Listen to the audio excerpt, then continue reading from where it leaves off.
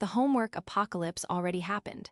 This is an assessment crisis, not a learning crisis, and the universal tutor isn't here yet. 84% of U.S. high school students already use AI for homework, and only 3 in 10 schools have formal rules about it, according to College Board and CDT data reported by Fortune. Detectors don't work, and the evidence on AI tutors is promising but uncomfortable. AI teaches a lot when it makes you work, and unteaches when it works for you. Our reading: this isn't the end of learning, it's the end of one way of measuring it.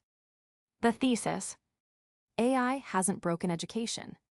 It has broken the contract that held it together. Send work home and assume the student did it. That contract is gone.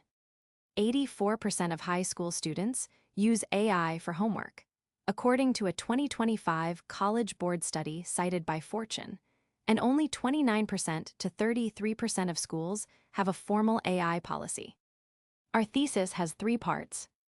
1. Detection is a lost battle, and chasing it causes more harm than the cheating it aims to stop.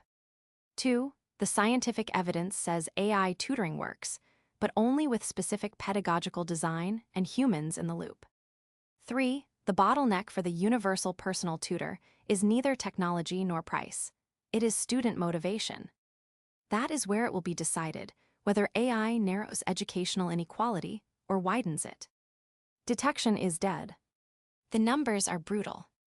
An analysis of 14 AI detection tools, reported by Fortune, found false positives, accusing an innocent student of up to 50% and false negatives, missing actual AI use of up to 100%. Worse, 61.3% of texts written by non-native English speakers were wrongly flagged as AI. In other words, detectors mostly punish students who write in simple sentences, not students who cheat. Our reading is blunt. Any school building its academic integrity on a detector is building on sand, with a built-in bias against its most vulnerable students. The serious answer isn't technological. It's design: in-person, oral, and process-based assessment. Defend what you wrote, show your drafts, solve it in class. It costs more teacher time. There is no shortcut. What the evidence says. Here we need to separate signal from noise, because studies point both ways. In favor, a randomized controlled trial, RCT, the gold standard, one group with AI, one without. Assigned at random, published in Nature Scientific Reports, found that a well-designed AI tutor in a Harvard physics course made students learn more than twice as much as the best active learning classroom in less time. In Nigeria, a World Bank program with 800 students and 6 weeks of teacher-guided AI tutoring improved scores by 0.3 standard deviations, a measure of effect size. 0.3 is a notable effect in education, which its authors equate to 1.5 to 2 years of business-as-usual schooling. Caveat: several critics note that one outcome measure was too closely aligned with the tool itself, and that the years of learning framing is generous. We attribute the claim, we don't buy it whole. Against, a recent archive study, Faster Completion, Less Learning, documents that when AI simply hands out answers, students finish math exercises faster and learn less.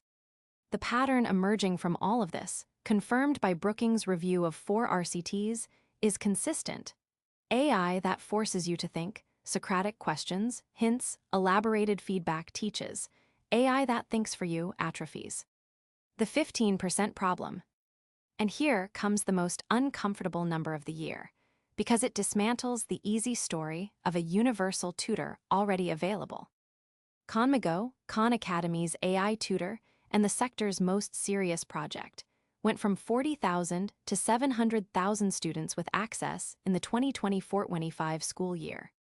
But in April 2026, Sal Khan admitted that only 15% of students with access actually used it, and that for most it was, in his words, a non-event. Khan Academy is redesigning it to offer proactive help starting this summer. The lesson is huge.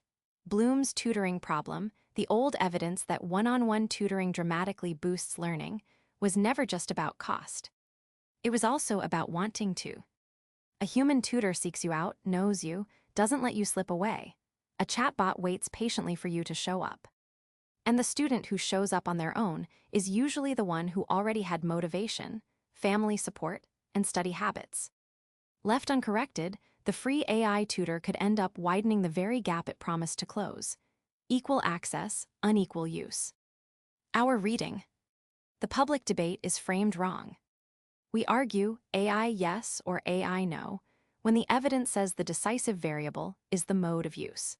The same technology produces the best documented result in university physics and the hollowing out of learning in math homework. This connects with our running thesis on jobs and education. The teacher who orchestrates AI wins, the teacher who merely transmits content loses. The short term will be rough, and we won't sugarcoat it. A real academic integrity crisis, overloaded teachers redesigning assessment with no support. Remember, 2/3 of schools have no AI policy, and a serious risk that the advantage concentrates among the students who need it least. None of this gets fixed with detectors or ostrich-style bans. It gets fixed with teacher training, redesigned assessment, and AI tutors that seek out the student instead of waiting for them. The horizon. That said, we hold on to our long-term optimism because the data supports it. For the first time in history, there is a technology capable of delivering individualized, patient, unlimited tutoring at near-zero marginal cost.